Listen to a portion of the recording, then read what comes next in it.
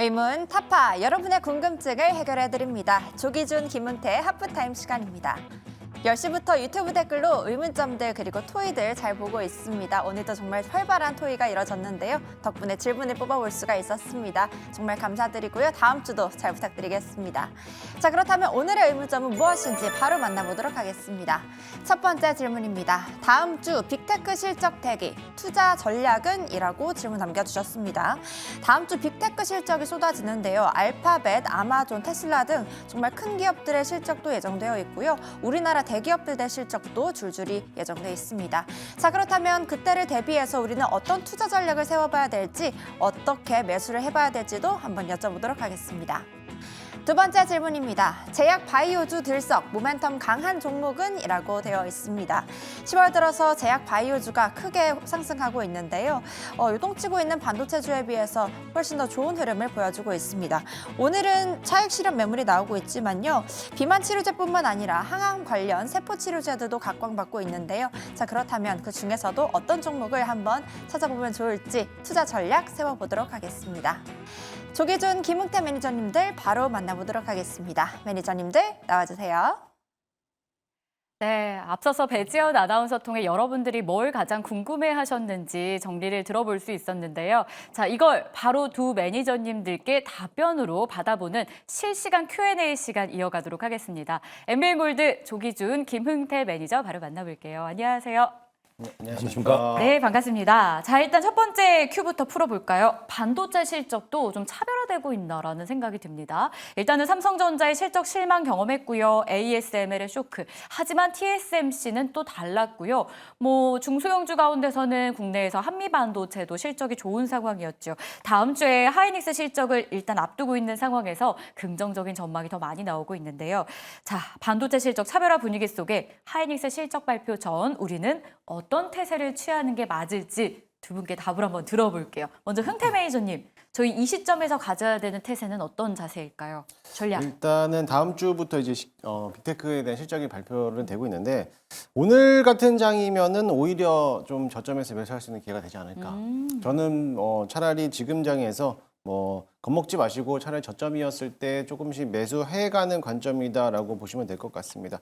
물론 이제 삼성전자가 이제 외국인들에 대한 수급이 좀 들어와야 되겠지만은 워낙에 제약 바이오 섹터들이 강한 흐름으로 가고 있기 때문에 2차 전지라든지 아니면은 반도체라든지 수급이 없는 추세예요. 그래도 외국인들에 대한 수급이 들어오지 않는 상황이다 보니까는 결국엔 우리나라 시장은 국내에서 기관들이라든지 개인들만이 이제 유동성 가지고 이제 자금을 돌리는 이제 모습으로서 움직이는 것밖에 안 되는데 지금은 제약 바이오가 워낙에 주도 섹터를 가고 있다 보니까는 가는 종목만 더 가는 그런 시장이 될 수 있을 거라고 보고 있습니다. 근데 이번에 이제 제약 바이오들도 어느 정도는 다 재료들이 오픈됐기 때문에 이제는 세론작용으로서 이제 매도 추세가 나올 수 있기 때문에 그 점을 좀 유의하면서 접근하시면 좋겠고 그 물량들이 오히려 다른 쪽으로 빅테크 쪽으로 이제 IT 기업이라든지 이제 로봇이라든지 2차전지 이런 쪽으로 또 흘러갈 가능성도 굉장히 크기 때문에 오히려 실적을 발표하기 앞서서 지금부터라도 조금씩 분할 매수로 관점을 접근하면 좋지 않을까라고 보고 있습니다. 어제도 이제 TSMC가 실적 발표하고 나서부터 특정 종목이 또 상한가까지 들어가는 모습을 본다라고 하면은 다음 주에 분명히 엔비디아 실적도 좋을 거라고 보여지기 때문에 반도체 종목들도 충분히 저점에서 매수해보자라는 말씀 드리도록 하겠습니다. 오늘 같은 장이면 지금 저점에서 매수하기 괜찮겠다라는 조언입니다. 근데 또 밤사이에 TSMC와 엔비디아의 전약 후강 장세, 반대죠. 전강 후약 장세를 보면 반도체 실적도 세론 같은 느낌도 드는데 사실 저희가 반도체 하면 단기 투자하던 그런 섹터가 아니라서 되게 생소하긴 하지만 장중에 치고 다시 내려오는 분위기를 본다면 어떻게 대응을 해야 되는 건지 약간 망설여지기도 해요. 일단 그 TSMC의 실적을 보면은 이건 이제 의구심, 그러니까 AI에 대한 의구심, 이게 이제 과연 성장하고 있느냐라는 의구심을 불식시켰다라는 거에 주안점을 두시면 될 것 같아요. 근데 이제 TSMC 실적을 영업이익을 보면 전년비 50%, 58% 정도 순이익도 이렇게 늘어났다고 하는데 실제적으로 삼성전자는 전년비 영업이익 257% 정도 상승을 했어요. 그만큼 작년비에서 좋았는데 전분기 대비해서 떨어졌다고 그래가지고 지금 현재 실망 매물이 나오고 있고 외국인이 지금 현재 28일 연속으로 좀 팔고 있습니다.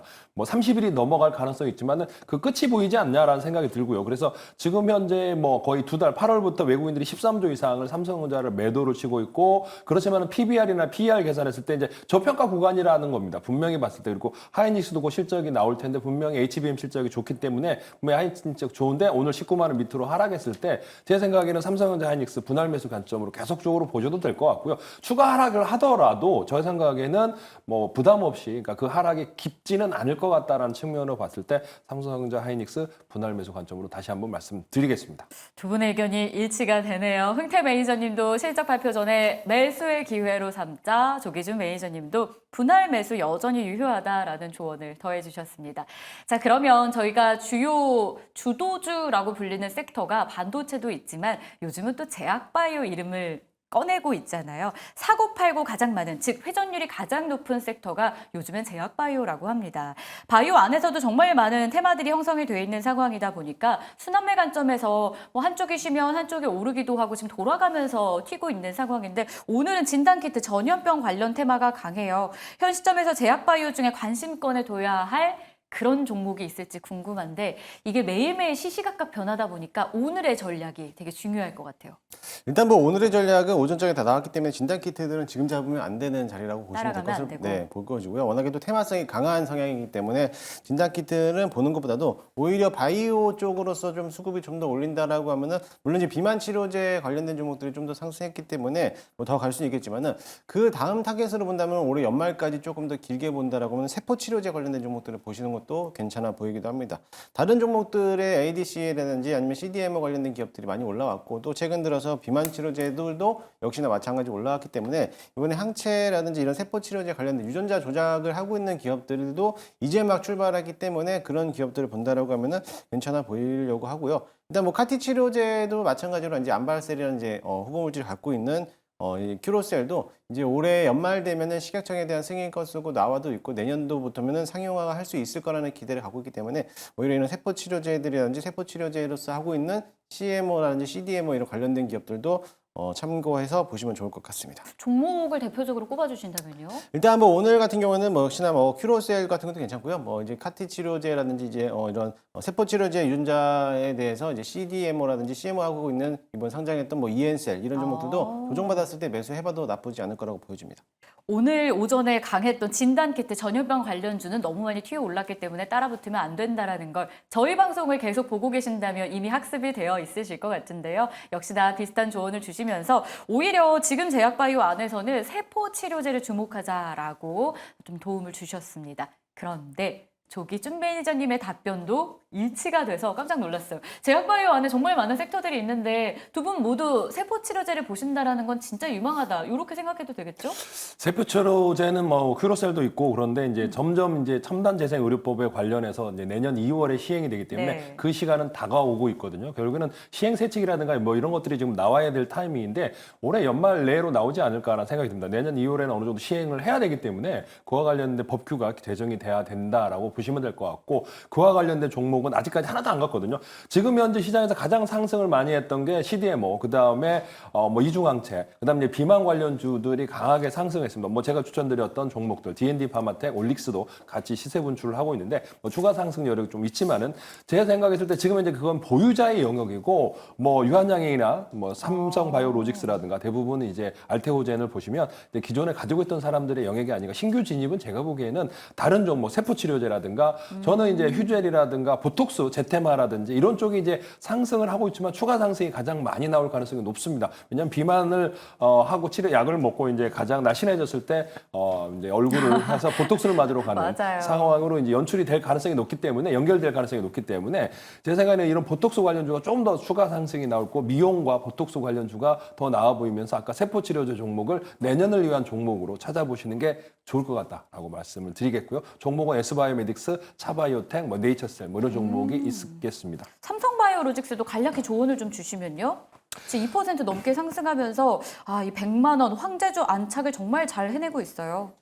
일단 삼성바이오로직스는 유통 주식수가 별로 없는 주식입니다. 거의 그러니까 외국인들이 들고 있고 이제 또 삼성과 삼성물산하고 이제 뭐 70% 이상 가지고 있고 그래서 유통 주식수가 없는 주식이 이제 100만 원 안착했다라는 거는 이제 120만 원대를 노리기 위해서 다시 한번 반등이 나올 거고 그래서 이런 건 굉장히 무겁지만은 저는 110만 원보다는 한 120만 원까지 20% 정도의 상승 여력이 있기 때문에 그것까지 노려보셔도 좋을 것 같습니다. 제약바이오 자체에 대해서는 두 분 모두 긍정적인 뷰를 가지고 계세요. 그 안에서도 내년을 본다면 지금 저희가 이미 이미 제약바이오 안에서 비만 치료를 필두로 해서 급등한 종목들이 너무 많기 때문에 좀 길게 보고 아직 안 오른 쪽을 본다면 세포치료 안에서도 발굴할 종목이 분명히 있다는 게 제약바이오 안에서도 오늘의 꿀팁이 되겠습니다. 궁금한 분들께 도움되셨길 바라면서 Q&A 여기서 마무리하겠고요. 오전 10시부터 댓글창을 통해 저희 계속 실시간 댓글로 소통하고 있어요. 궁금한 댓글들 많이 남겨주시길 바랄게요. 자, 그럼 지금부터는 공략 한번 해보겠습니다. 섹터, 종목 딱 한 개만 엄선해서 공개할 예정인데요.